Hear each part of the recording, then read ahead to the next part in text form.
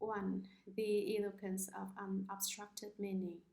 For example, it seems to be meaningless at first, but after the Buddha explains this Dharma, the meanings explained seem to be infinite. 2. The unobstructed eloquence of Dharma. First, there was just one kind of Dharma, but the Buddha can bring out infinite Dharmas from one kind of Dharma. Infinite Dharmas are then induced into one kind of Dharma. Once one source disperses to become myriad differences, but those myriad differences still return to the one. One thing can turn into myriad things, while the myriad dharmas can turn into one. One is infinite, and infinite is one. 3. The eloquence of unobstructed phrasing. Phrasing in the use of language. Some describe something in a matter of a few lines. The Buddha can explain a certain principle endlessly, like the lapping ocean waves. 4. The eloquence of unobstructed delight in speaking. Delight in speaking means enjoying lecture on the sutras and speaking the Dharma. They enjoy teaching beings by speaking the Dharma. They are delighted once they start speaking the Dharma. This is the 4th eloquence of unobstructed delight in speaking.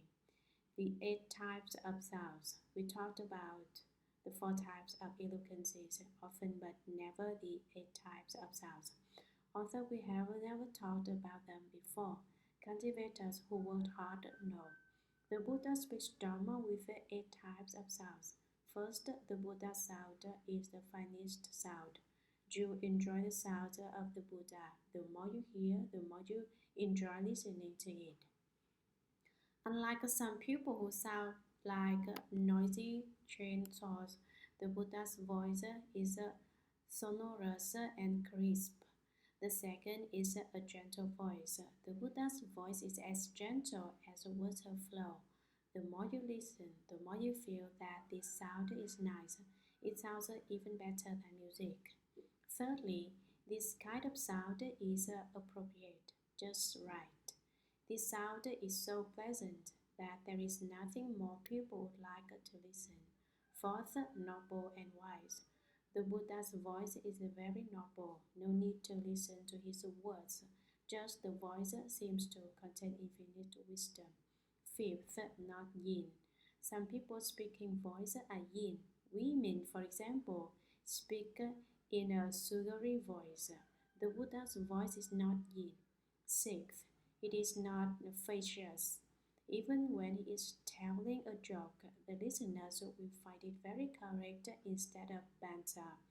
Seventh, is deep and distant. Listen to the Buddha's voice. You do not know how deep it is or how far away you may hear it.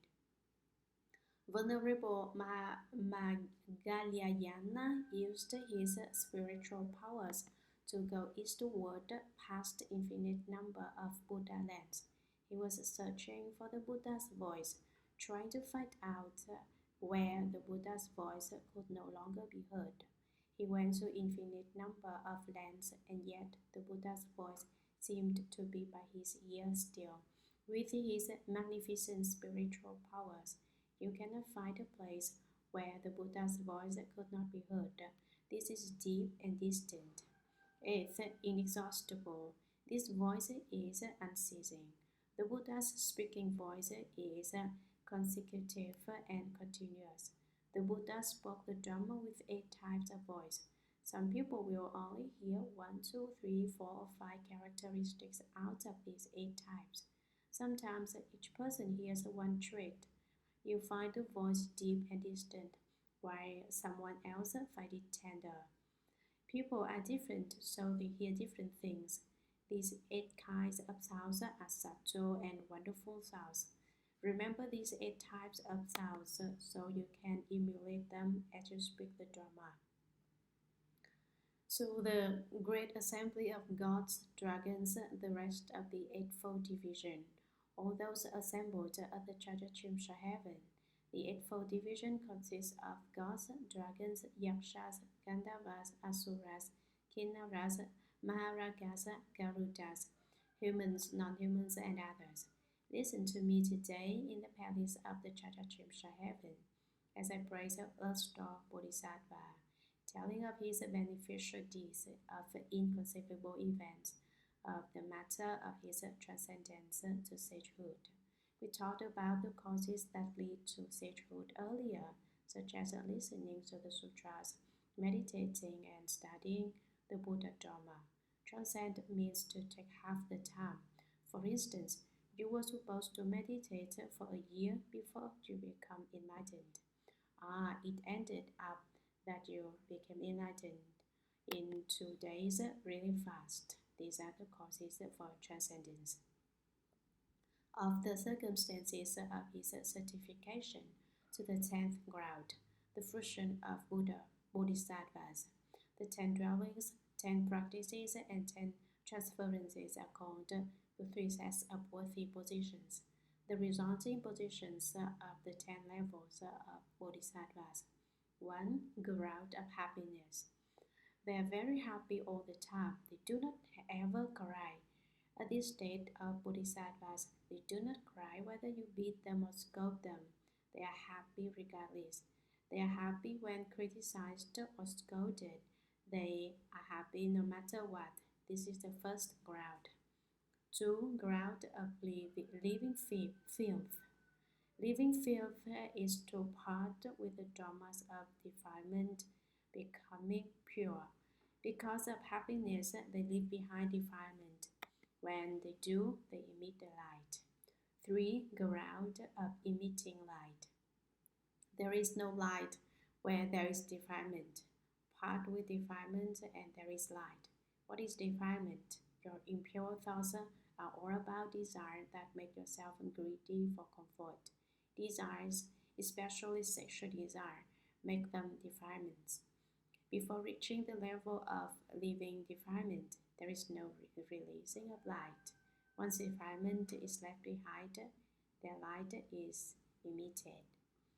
4. Ground of blazing wisdom. The blazing wisdom ground produces wisdom. Wisdom is like a fire that burns up with a bright flame. This wisdom is like a flame. Since you are releasing light, you have wisdom. So the 4th is the ground of blazing wisdom. 5. Ground of difficult to overcome. Nothing can defeat him. His wisdom manifests regardless of who is arguing with him. No spiritual powers of transformations can defeat him. This is the ground of difficult to overcome. 6. Ground of manifestation. What manifests? All the light of wisdom appears. 7. Ground of distant travels. Traveling for a long distance, traveling afar. 8. Ground of unmovingness. The 8th is unmoving, the ground of unmovingness. Unmoving in the Bodhimanda and yet transforming living beings throughout the 10 directions. Although he transforms and saves living beings throughout the 10 directions, but he remains unmoved. Although not moving, he can teach and transform all beings. 9. Ground of good wisdom. Good at having wisdom. 10. Ground of Dharma clouds. This kind of Dharma is like clouds. The above have been explained briefly according to the meaning of the words, but to explain them in detail, there are many more meanings. If we wish to know in detail the 3 worthies and the 10 sages, the 10 grounds, we should study the Shuragama Sutra. The Shuragama Sutra explains the 10 dwellings, 10 practices, 10 transferences, and 10 grounds. They all are explained clearly. Look at the Shuragama Sutra and you will know in more detail. Certifying to the 10th ground here refers to the matter of a Lord Bodhisattva certifying to the 10th ground, and of the situation leading to his becoming irreversible from Anuttara Samyak Sambodhi. Ultimately, irreversibility is of many kinds. 1. Irreversible in position, not withdrawing from the 3 vehicles. 3. Irreversible in practice, not withdrawing from being ordinary people. 3. Irreversible in thought, not withdrawing from being Bodhisattvas who always practice the Mahayana Dharma. These three irreversibilities refer to the irreversibility of position, practice, and thought. These three irreversibilities refer to not retreating from Anuttara Samya Sambodhi. Anuttara Samya Sambodhi is Sanskrit, which means unsurpassed, proper, equal, and right enlightenment. The enlightenment of those of the two vehicles is different than ordinary pupil. Although he is enlightened, he has not yet reached proper and equal enlightenment. What is proper and equal? Proper and equal enlightenment is for the Bodhisattvas. Bodhisattvas are properly equal to Buddhas. Although they are properly equal to Buddhas and they are different than those of the two vehicles, they have not yet attained the unsurpassed.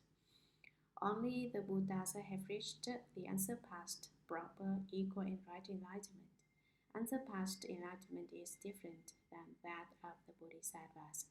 This is why the Buddha's resultant position is called unsurpassed, proper, equal, and right enlightenment. Now, although earth-stalking Bodhisattva has not realized Buddhahood yet, his resultation position is the same as the Buddha. This is why the Buddha described the causes and conditions that led to the Bodhisattva's unsurpassed, proper, equal, and right enlightenment. After he said that, the Bodhisattva Mahasattva named contemplator of the world sounds rose from his seat in the assembly, knelt, and with palms together said to the Buddha, "World Honored One, Star Bodhisattva Mahasattva is replete with great compassion and pities beings who are suffering for their offenses. In thousands of billions of worlds, he manifests thousands of billions of transformation bodies through the strength of his meritorious virtue and inconceivable awesome spiritual power. I have heard the World Honored One and the numberless Buddhas of the 10 directions praise Star Bodhisattva in unison, saying that even if all the Buddhas of the past, present, and future were to speak of his meritorious qualities, they could never finish describing them.